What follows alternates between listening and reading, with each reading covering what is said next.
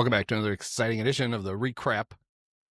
And this one is after the Bears' regular season ending 1916 loss to the Lions, in which the Bears rested their offense for most of the first three quarters, which is unique strategy. Anyway, let's get all the I don't know what fancy word I was going to use for shit we have to do out of the way. Just like the first Lions game of the season, this one brought to you by Victory Auto Records. But they sent me a new commercial. I haven't heard it, and I guess we'll find out what it is.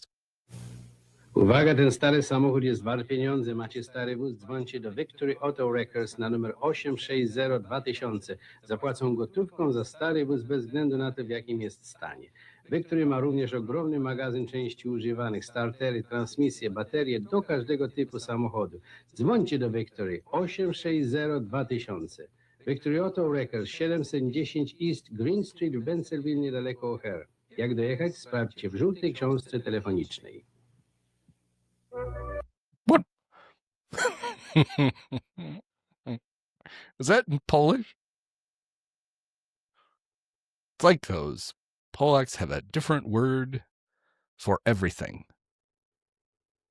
But same thing. Victory Auto Records, go get your auto parts. Oh, that's right. They've been out of business for 20 years.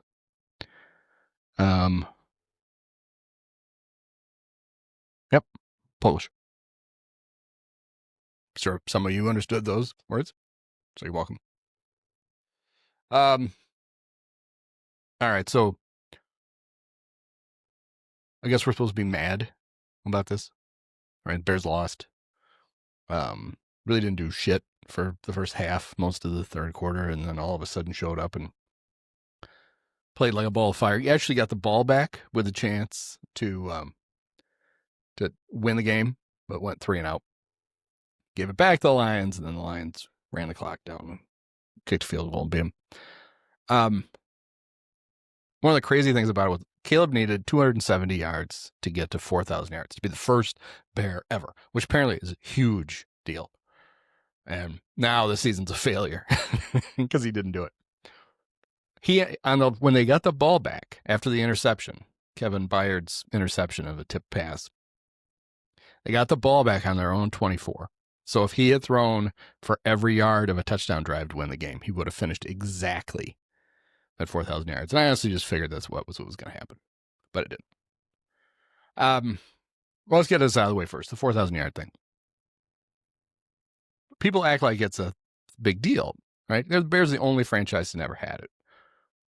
Never have one. Caleb is the all-time leading passer in a single season. Now somebody finally passed Eric Kramer in 1995.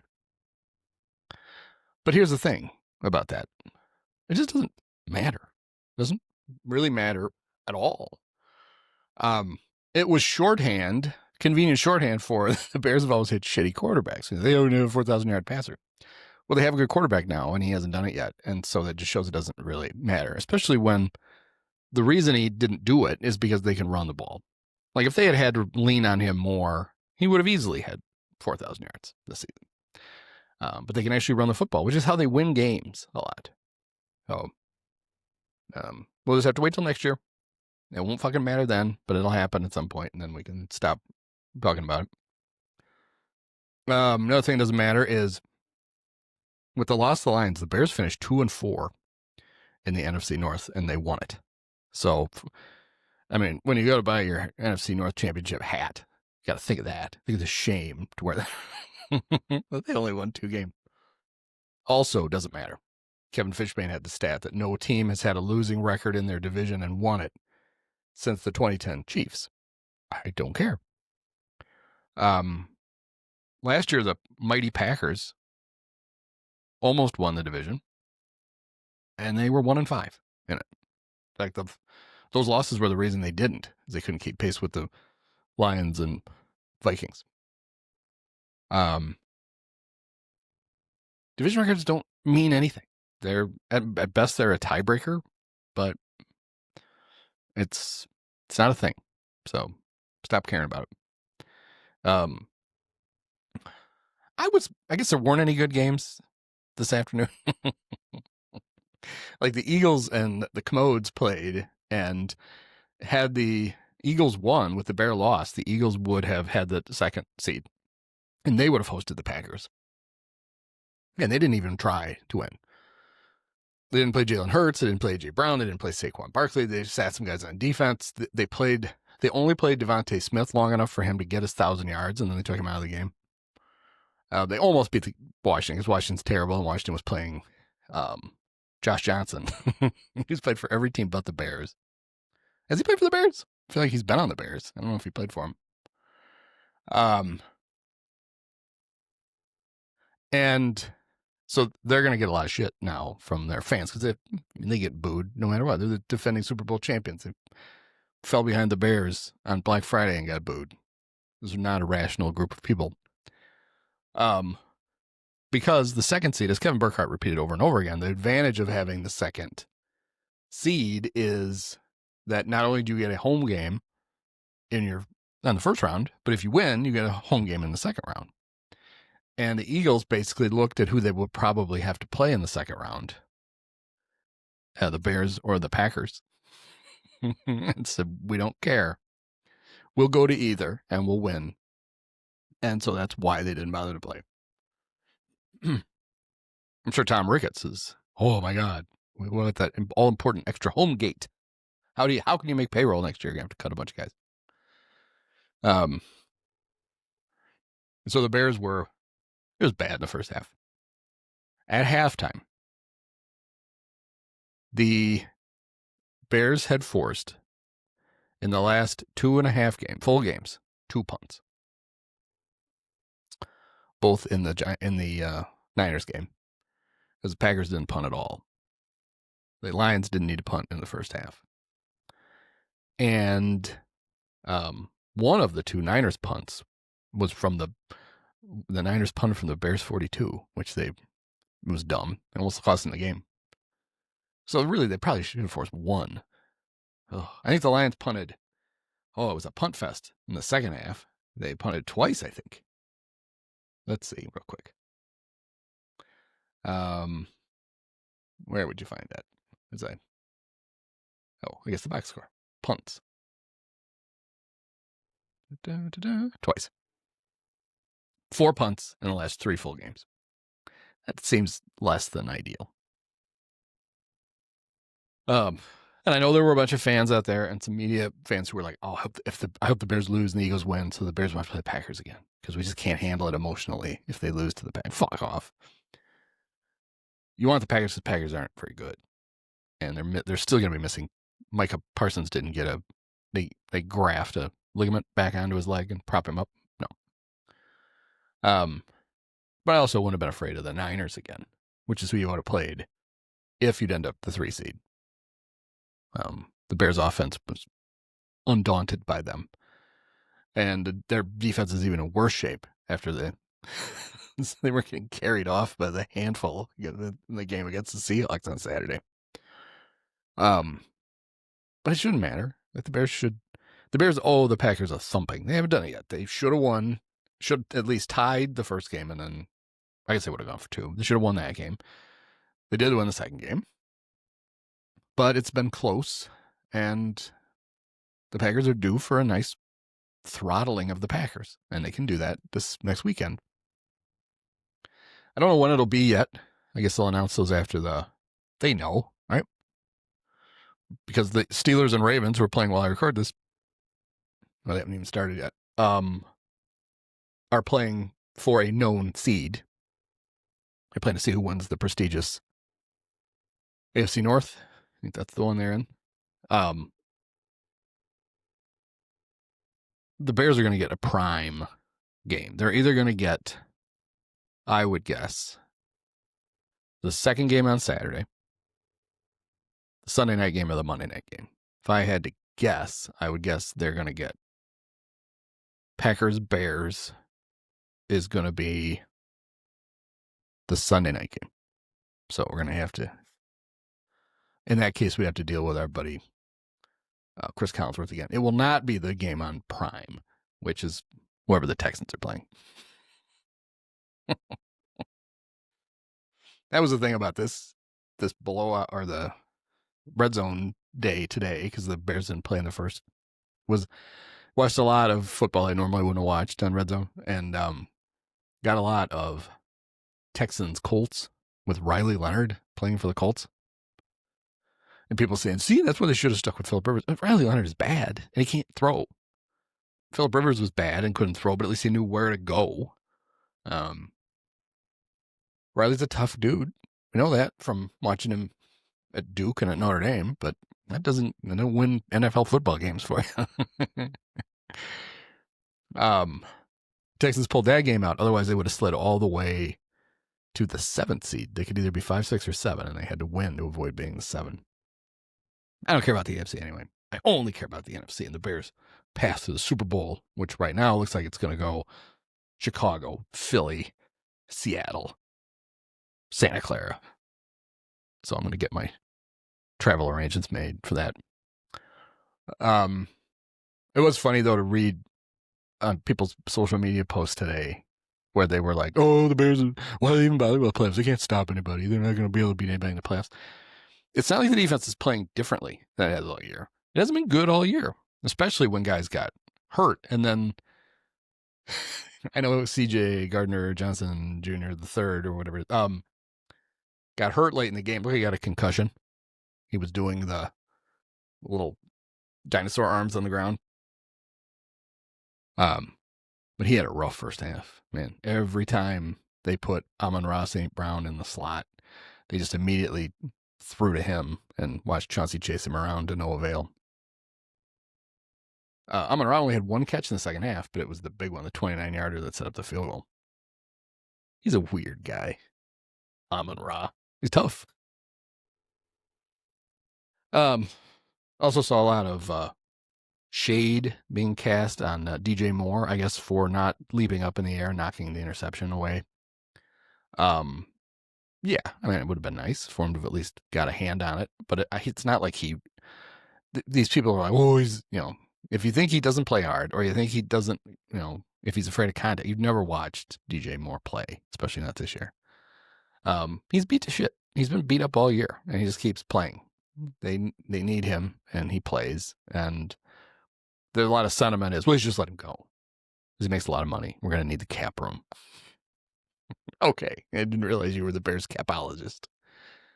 Even though the Bears have a really good receiving core, one injury makes a big difference. And all of a sudden you look around and you're like, oh God, there's Jade in a big spot, or there's Devin Duvernay in a big spot. And just, if you just blindly trade away some of that depth, you're just asking for it. I wouldn't do it. He's still a good player. I'd like to see a relatively healthy season out of him in this offense. Also, there was a big play. It was one of the Luther Burden plays, and they showed Rome jumping up and down on the sidelines on his stress fracture.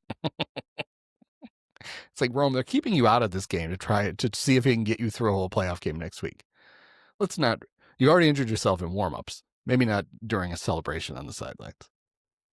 Well, it would be nice to get him back. The guy they really need to get back is Kyler Gordon. I have no idea how good you could reasonably expect either of those guys to be after sitting out this many weeks. But, boy, the defense would actually have a chance if Kyler was back and playing relatively well. I think Jalen Johnson's played a lot better the last couple weeks. It took him a while. Like, he was on the field, but the first Packer game, he couldn't move. The ball was zipping over his head. It's like, oh no. But he's played significantly better now, which is nice. But yeah, I mean, the defense is what it isn't any different than it's been. They rely on turnovers. They have too many through injuries. They have too many holes. The Rashawn Wright is a great story, but if you notice, teams are more than happy to throw at him all the time, except when they instead of decided to throw to Chauncey, it's even better. There's the Bears have too many holes to plug, and so the reason they play their bend but don't break defense is they're just like, okay, just make them string together a bunch of plays to score And maybe we can steal the ball before they can. That's kind of their only hope. They still don't get a pass rush off the side opposite Montez. It has been nice. Booker being back has helped. He had a really nice play. He had the pass he knocked down. He was like a long way away from Goff. You never see a defensive end like purposely like just time it and jump up in the air and knock it out. It would have been goaltending if it was basketball. But they just don't get a consistent push on that other side. And it cost them. I couldn't get over the thought of watching this. I think the Lions maybe lost the Packers both times this year, but they're better. Like, if they hadn't had so many injuries, they would be in the playoffs. The Bears would be playing them next week. And I would much rather play the Packers than the Lions. I get it. I think there's this whole, the Packers own us, blah, blah, blah. I don't care. The only way you get over that is to start beating them repeatedly. And it would be really nice to get them this next weekend and just do it again. They need to get used to getting beat by the Bears because it's going to be happening quite a bit. And they might as well get a crash course. I didn't realize. So apparently, even though he played really well the week after, apparently on that play, the last play of regulation against the Bears, when the Packers decided they were going to chuck the ball 80 yards down the field, and Montez got a hold of Malik Willis by the arm and threw him on the ground. He really did hurt him. Malik couldn't finish last week, or did, but couldn't throw or whatever. And then this week, they sat him out. They sat a bunch of people because they couldn't change their seed. And their only chance is to hopefully patch enough people together to be competitive. But I didn't know who their other quarterback was. I know they only had two. They had to go get somebody. And on Red Zone, they never showed the Packers offense. And at one point, Scott Hansen actually said it. He's like, I don't know if you've noticed this, but we haven't shown the Packers yet. This was like late in the third quarter. He goes, because they only have 65 yards of total offense. A kind of a blow to the people who are like, oh, Matt LaFleur is a genius. And you can put any quarterback in there and they can run us off. Well, not Clayton Tune, apparently, but whoever that is. Tommy Tune's kid, Al Tune's kid, Tommy and Al Tune's kid. It's spelled Tune, so I guess more Tommy than Al. Al wasn't the one with one eye, right? That was Wesley Walker. It's a Jet. Al was played at Wisconsin back with the great Randy Wright. Oh, what a juggernaut those Don Morton Badger teams were of the 80s. And I went to a Illinois. I was a little kid. I went to an Illinois-Wisconsin game with my grandpa. And I couldn't understand what was going on. Every once in a while, the video, they had like how Wrigley used to have the little LED board, which was less technically advanced than the one I have over my shoulder, if you're watching. Under the scoreboard. The scoreboard was on the field house end of the stadium. And so they basically just had room for like one line to go by. And I couldn't, as a kid, I couldn't understand. It was the year Illinois went to the Rose Bowl, so it was the Jack Trudeau Illini. I think. No, it might have been the year before with Tony Eason. Anyway, it was a famous play in it. But before that, I kept looking at the scoreboard, and I couldn't understand what ALTOON meant. To me, it was one word. Finally, I realized, there's a guy named Al Toon who's playing for the Badgers. Famous play in the game was actually run by the Badgers. Illinois won it on a last-second field goal, but it looked like the Badgers were going to upset them. They ran a play where they had maybe Al Toon. I don't think he threw it. I think he caught it. Wide receiver at the snap took two big steps back. The quarterback, who I don't think was Randy Wright that year, threw the ball intentionally on a bounce. Just turfed it. Maybe unintentionally. It's Wisconsin in the 80s. Who knew? If you think their offense is bad now, it should have been 40 years ago. Anyway, bounced it, and then the guy caught and acted like, it's an incomplete pass. And then reared up as the Illini defense was standing around looking at and just threw deep for a touchdown because it was a lateral, so it didn't matter that it bounced. And I remember that blew my mind. Oh, my God. This is the most innovative thing I've ever seen. Teams are going to do this all the time. We bounce past it everywhere. Pretty sure I tried it on the playground then that next week during recess. And everybody's like, what are you doing? I got like, never mind. I'm not going to explain the rules. I don't remember why I got on Al Toon. Oh, Clayton Toon.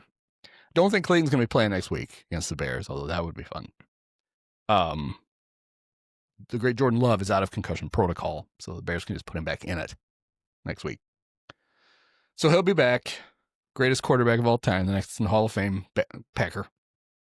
Even though he's fine. And that's kind of it. Caleb's a much better player than he is. Anyway, nothing fun happened in this game until the fourth quarter. Other than a missed field goal by, who was it? Jake Bates. Is he an old Michigan kicker? I think he is. Not like Jake Moody. Are they all Jakes? I'll bet he's not. I'll bet I just got my Jakes confused. Jake Bates, Arkansas.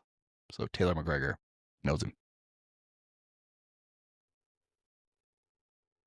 If you're Jake Moody, he's a commander now, I think, right? Didn't he go back to that? Well, sign with them? He might not even be with them anymore. Does he get a full Super Bowl share when the Bears win? Who knows? He should be lobbying.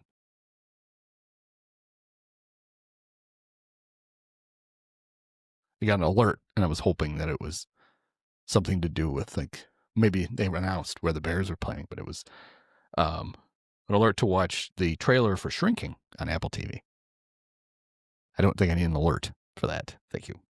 It premieres January 28th, season 3, or whatever it is. But then in the fourth quarter, things got fun. It was funny because for the longest time, Caleb had 55 yards passing. And I was just like, well, it's going to be fun after the game to be like, if he had needed 60 yards to get to 4,000, it wouldn't have happened today. They ended up at 212. Wait a minute. That's 78 yards shy. Are you telling me that the active box score that Fox puts up is not accurate? I thought he had 224. Did he lose 12 yards after the game?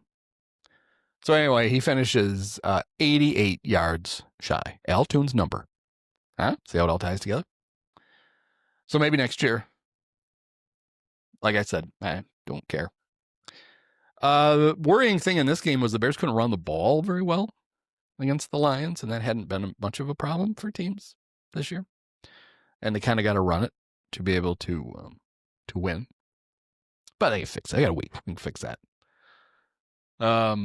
Anyway, Cole. Okay, Cole. What's his name? Who's the Bears quarterback? Did anybody ever talk about him? Caleb, 20 of 33, 212 yards, 2 touchdowns, and a pick. Got sacked once. A couple of times, I thought Tom Brady actually earned his $36 million. That's what he gets a year, not a game. Seems like it, but $36 million a year to call 20 football games. Where did I sign up for that? I'd do it. I would do it for half that. I know. That's how much I'd love it. I'd do it for half. I liked when he talked about how the intentional grounding, because Caleb was he was being sacked, and he just chucked the ball right down the middle of the field. And Tom's like, if you're a quarterback, you don't really care, because if it's a sack, if you get away with it, you get away with it. And if you don't, the ball's going exactly where it would have been if you'd gotten tackled anyway. So, they make a huge deal out of he took a terrible intentional grounding. Well, a lot of times it's the same thing that would have happened if he had just held on to the ball. Another one was, I thought he made a really good point, although I don't think he emphasized it enough. On the second touchdown drive, I think it was the second one, maybe it was the first one.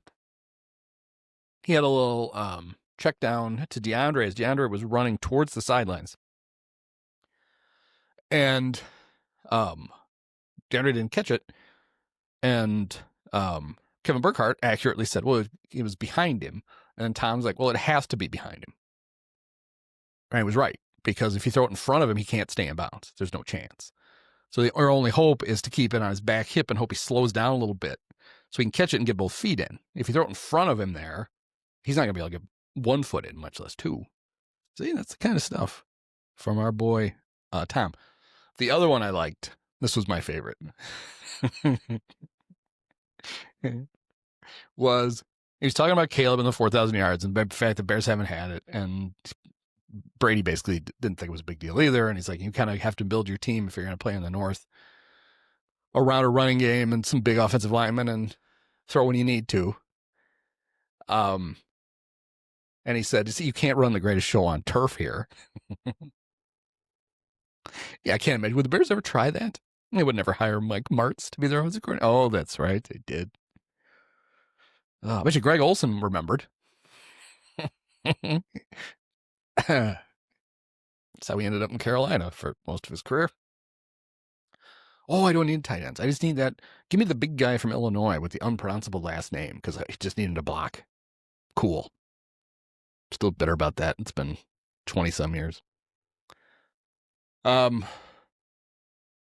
So with the second seed, this is important stuff. Mike Donahue knows this. People listen to Remember This Crap know this. If Ben Johnson this year, in 2026 playoffs, becomes the fourth coach in Bears history to win a road playoff game, the Bears are going to the Super Bowl. How about that? And if you're like, wait a minute, is that right? It's not even just embarrassing that only George Halas, Mike Ditka, and Wani have won road playoff games as a Bears coach. Ditka and Wani are tied for second with one. Let that sink in. Ditka's only one was 84 at Washington. It was one of the great. It was kind of the I'm hoping that this Bears team has a similar like breakthrough moment in the playoffs because that was the moment. They didn't just beat the Redskins. They like physically demolished them. Joe Washington was killed on the field, had to be resuscitated. That's the only one Ditka won on the road. The other playoff wins he got were all at Soldiers Field. Lovey never got a playoff game on the road. In fact, did Lovey even ever coach in one? I don't think he did on the road. And Wani, he led the big New Year's Day? The Ultraback game up in the Metrodome. And that was it. They went to San Francisco the next week, and things didn't go very well. Speaking of Bears, Niners, I was having a Jerry Rice retirement day flashback when Amon-Ra was catching every pass in the first half. That was the game where Terrell Owens caught 22 passes or whatever it was against him. Oh, good Lord. It was it sounds unbelievable. It was even more unbelievable to watch. Kevin Burkhardt gave us the stat that the Bears hadn't had a winning season since 2018 until this year, hadn't won a playoff game since 2010. If you remember the 2010 playoffs, they beat the Seahawks and then played in the NFC title game at home against the Packers, and Jay went down, go boom, got hurt. They would have won that game if he hadn't got hurt. I'll believe that to the day I die. They would have gone Super Bowl, and Aaron Rodgers would never won a fucking Super Bowl, but Jay got hurt. The week before that went over the Seahawks. The Seahawks had a losing record that year. Bears haven't won a playoff game against a team with a winning record in 20 years. That was the Drew Brees Saints in the NFC Championship game, 2006, which I guess was played 2007. I can't. The calendar is so confusing. It goes from one year to the. Everything should be played in one calendar year, like baseball. That I can understand. But it's been bad. Now I'm going to check, make sure I was right about that. I meant to look that up before. I think that was the year because they beat the Seahawks the year before too. And I don't remember which one of those games was the one where Lovey gave the Seahawks a free field goal before halftime because he called timeout on a fourth down, thinking they were going to punt to Devin. So it had to be the second. All right, could have been either. And Mike Holmgren is like, no, this is, I guess it had to be the first time, right? If it's Holmgren. And he's like, fuck it. I think we'll just we can just kick from here because you called timeout way too late. There's not going to be another play. Why would we punt? If we miss it, big deal. I tell you, I really liked Lovey, but in game things got a little. He was the worst. Even we make fun of John Fox. For a good reason, for the challenge, the Benny Cunningham challenge. But Lovey was by far the worst. Yeah, it was. Maybe I was right. The 7-9 Seahawks. Lovey was the worst challenger. Eberflus pretty bad too, but he's an idiot, so you expected that. Lovey was not an idiot, but just terrible at it. And maybe you can blame the guy up in the booth who's looking at the replay and has to advise the coach. Maybe it's not really the coach's fault. But I mean, I don't know who they had up there then. Tony Medlin, the equipment guy? George? It should be George. That's what it should be. We're going to make you part of the team, George. We're going to have you decide whether we're going to challenge plays or not. Oh, good. I don't believe in technology, though. I'm going to hire somebody to do. I don't think I'm worried we're going to steal signs if we watch an electronic copy. So I've hired a court sketch artist who will sketch the play really fast for me. And then I'll call Donnie Lovey and I'll tell you whether to go for it or not, whether to challenge or not. Yeah. This is an interesting box score from the last Bear playoff win. Matt Hasselbeck, who did not, there was not overtime, so you can go, we want the ball and we're going to score. Remember he did that, the Packers, and then they lost. 24 of 46, 258 yards, 3 touchdowns, no picks. Jay, 15 to 28, 274 yards, 2 touchdowns, no picks. It was an aerial circus. It was a circus, all right. Greg Olsen caught a touchdown pass, and then had to get rid of him. This was Martz, right? Wasn't Martz the coordinator? I mean, he's using him, and then the next year, like, we don't need that Greg Olsen. Yep,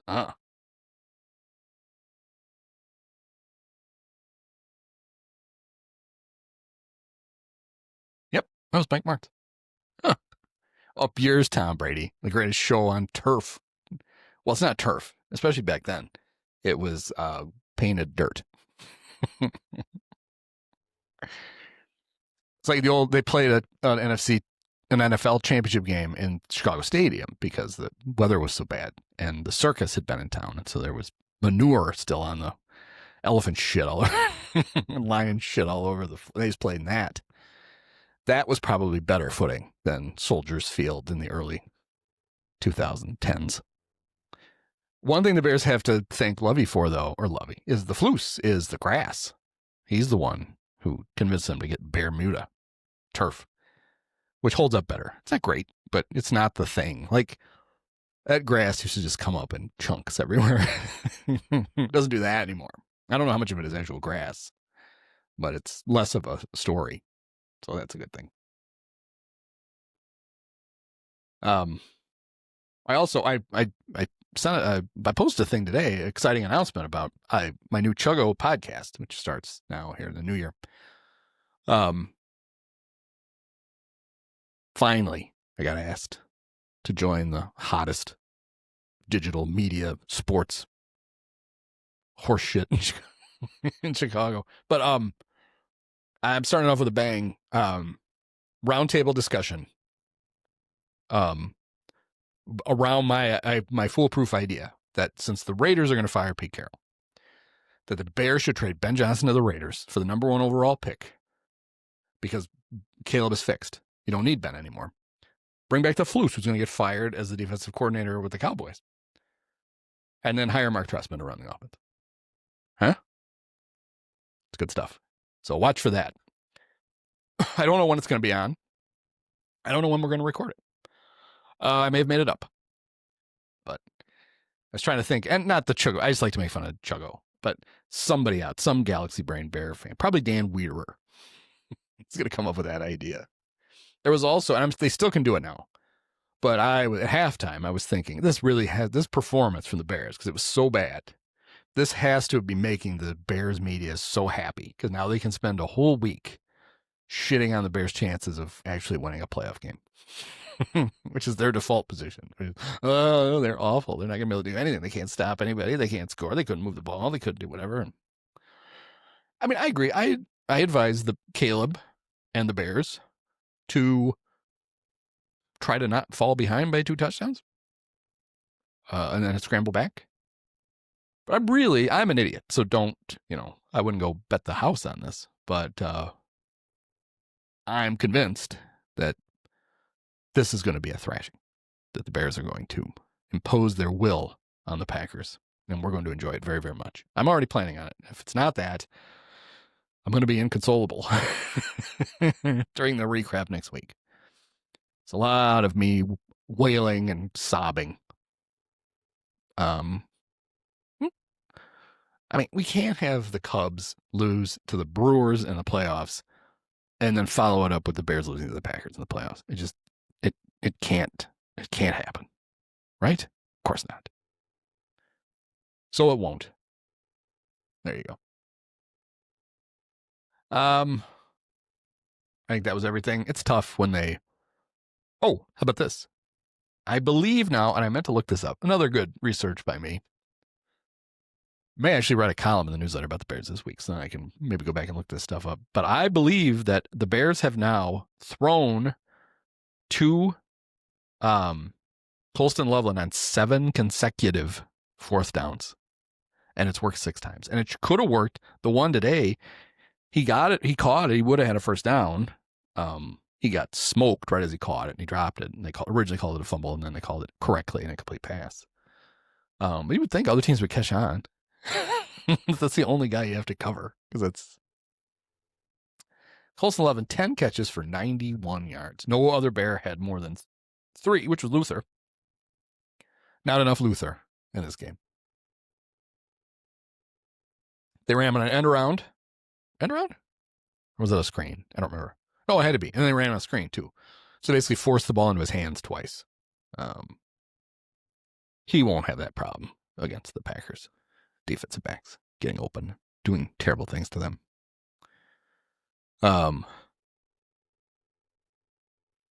What is I enjoyed, so the Bears get the 2-pointer, the second one to tie the game. They go to commercial, they come back, and Tom Brady says the thing that has been said about Bears offenses from time immemorial.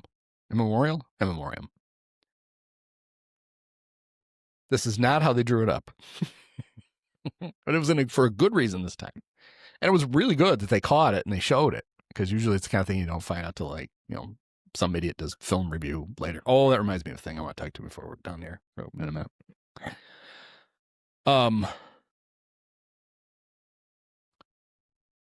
He showed how on the 2-point conversion, Cole Kmet was not part of the play at all. He was supposed to block, and he kind of blocked, and then he fell down, and his guy was chasing Caleb. And because it became a scramble drill, Cole just kind of drifted into the middle of the end zone and ended up making a really nice catch, because as the ball was hitting his hands, he got hit and kind of half spun, and he hung on to it. But I enjoyed this is not how he drew it up. No, but it actually worked. Okay, so let's finish with this. And this was 2 J.J. Watt things. One of them I posted something on Blue Sky about, because watching Red Zone, there was a time during the early games, where a lot of stuff was happening, and they were just cutting from game to game to game, a lot of times without Scott Hansen having to, babble in the middle of it.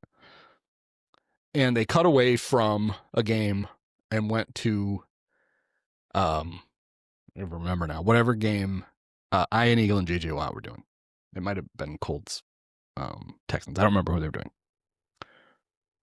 They cut to it. JJ is in mid-sentence. And all you hear him say is, well, those things were $5, and I ate a lot of them. And then they cut back to another game, and I just enjoyed that very much. I like that I don't know what he said before or what he said after. Just those things were $5, and I ate a lot of them. Okay, so I don't watch a lot of Sunday night football or baseball. I don't like Sunday night sports. Normally, because during my athletic years, I was always writing, and it just pissed me off, especially if the Cubs were. I had to wait to finish my column. But usually by Sunday Night Football, if the Bears aren't playing, I'm kind of tired of football by then. Imagine that. Plus the energy needed to record a recrap. I have to go right to bed. But we noticed it last week. It's the Bears were on. And when they do the things where they introduce themselves at the beginning, it has their Pro Football Focus rank under their names. And Pro Football Focus, if you don't know, is this analytics company that is owned by Chris Collinsworth. It existed before him, but he bought it. And it's weird, I think, that NBC relies on them so much. It's not really a conflict of interest because it's not like, who cares that guy owns that company? But, whatever, it's a partnership. JJ was on a podcast. I'm not sure which one. I saw just the clip. It might have been on McAfee, but anyway, where he just went off on the Pro Football Focus grading thing. And he can do it because he's, as he said, for a while he was far and away the top rated, not just defensive lineman, the top rated player in football, to the point where they actually went back and tweaked the formula because JJ was breaking it because he was, and he's like, so if anybody should want to put credence on this number, it's me because it made me look really good. And he said, but it's crap. Because the way they come up with the rankings is they have people review the film from the games and grade them. And that's how you get it. And that's the thing. Our buddy, Adam Hogue, who I think does a fine job, but he literally grades every Bears player every week. It's useless because he doesn't know when you watch the film. You don't know. You can think but you don't know what everybody's assignment is. And sometimes a guy who looks like he did the wrong thing is doing the thing he was supposed to do. Or a lot of times when it looks like he's doing the wrong thing, he has realized somebody else has critically failed. And he has to go try to block somebody or do whatever just to save the play. And if there's, say, 60 offensive snaps in a game, and you aren't sure about 7 or 8 plays and what a guy's assignment is, his grade is worthless because that's way too big a hunk of that guy's grade to be worth anything. And JJ was basically saying, not only is it that, but he knows he's been in Ubers where an Uber driver has told him, oh yeah, by the way, I do some freelance work for Pro Football Focus and I grade film every week. And he's like, oh, how do you use the all 22? I'm like, no, I use the TV copy. And so JJ was not happy. And I just don't know why we need that stuff. Like I can amuse myself with like the Tim Jennings or the JT O'Sullivan Sports Bar guy, going through and doing like they take the all 22 and they like break down the quarterbacks. And I never take everything they say with, as 100%. They know what they're talking about, but they know enough. And I really just like having a guy kind of walk through like, oh, and we did this would be his first, this would be his second read, this would be whatever. But I'm not willing, like if JT is like telling us that, Justin Fields is terrible because he can't do this, I don't agree with it 100%. And if he tells us Justin Fields was great, which he did, so he did both. I didn't believe those either, but it's kind of fun to watch and to see it from a different angle. But a lot of people take that stuff as like gospel, and it's just not. And I find it kind of weird that we feel like we need that. Like you can't just watch. I'll just tell you the way I've watched the Bears season this year, and I've enjoyed it very much, is I've read very little of what anybody has to write about this season. Because I don't care what they write. Because enough time has come with the way the Bears are covered in Chicago. I have basically washed my hands of the Bears media. And I don't listen to any Bear podcasts. I just do this one. So you're getting, not only is it a relatively short podcast, although this one's dragging on. He's ill-informed too. Yes, I am. I'm consuming the Bears on my own terms. I'm watching the games and making up my own mind on stuff. And it's a lot more fun this way. And you can go watch like the clips, and so you can watch the good, better, best screaming in the locker room. You can see all that stuff. You don't have to like listen to Dan Weirder ever or Any of those guys. You just don't have to do it. I don't have to listen to Olin Kreutz be weird on the radio and right probably 80% of the time and horribly, terribly wrong the other 20. I just don't have to put up with any of it. I just don't. And I don't have to. The only guy I ever catch, because sometimes after games, especially after wins, I will have the marquee postgame on just to watch the Ben Johnson and the Caleb parts of the press conference. And you end up stuck with a little bit of whining, which is a lot more than I ever need, because I think that man is a dolt. Like everything he ever accomplished, Jimmy Johnson accomplished, and Dave just got to attach his name to it. That's when he left to his own devices, he never did anything worth a shit. But I don't feel like I've missed anything. I did think it was funny. The Tribune has like a special, like a collector's edition book out already about this exciting 2025 championship season. And I'm like, how can did they have to write positive stuff? Go back and rewrite positive stuff about the first half of the season? It would actually be worth it, right? If it was like them shitting all over the Bears until like week 8 and then being like, hey, they're kind of good. And then by week 12, they're like, holy crap, they're good. But I don't think that's what you're going to get. Oh, there's one last thing I wanted to do. So bear with me for just a second while I pull this up. There it is. Okay, so Jeff, I never 100% sure how to say Jeff's name. I think it's Agrest, not Agrest, who is the sports media writer for the Sun-Times, and he does a pretty good job. He dislikes some of the people that I dislike, and he likes some of the people that I like. He has a whole page in tomorrow's Trib, or was today? It was today, Sunday. In the Sunday Sun-Times. I don't know why I said Trib. I'm looking at it. About the great Jeff Joniak, who I know Jeff doesn't like. Jeff Agrest has written nasty things about Joniak, which is what I like him. But he's writing a profile of him. And okay, this part, he's mostly talking about how he's very careful in how he's praising Joniak. He's basically talking about how enthusiastic he is, what a hard worker he is, and how he has tries not to be a fan dribber, which he fails at spectacularly. He might as well have his pom-poms out.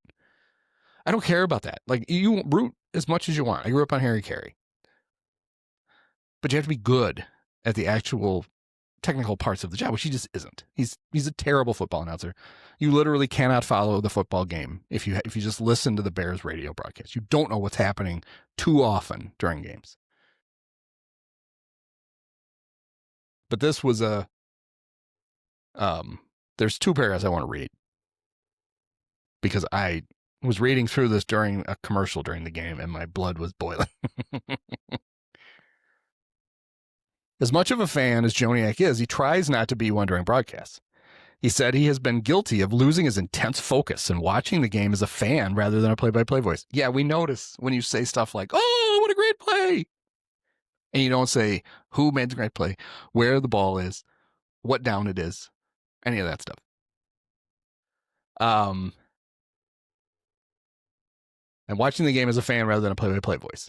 That's one reason he strives to set the scene with great detail at times, even overdoing it. When the big moment arrives, he can maintain that focus. There's also this reason, and this is the dumbest reason, the dumbest I've ever heard. This is a quote. This is Joniak now speaking. I get this all the time from our traveling scouts who are out on the college circuit, Joniak said.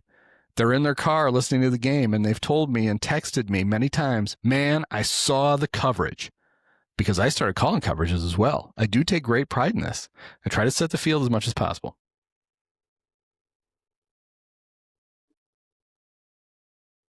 So we're saying that the Bears, who haven't won a playoff game against a team with a winning record, 20 years, have scouts who scout their own team by listening to Joniak's radio.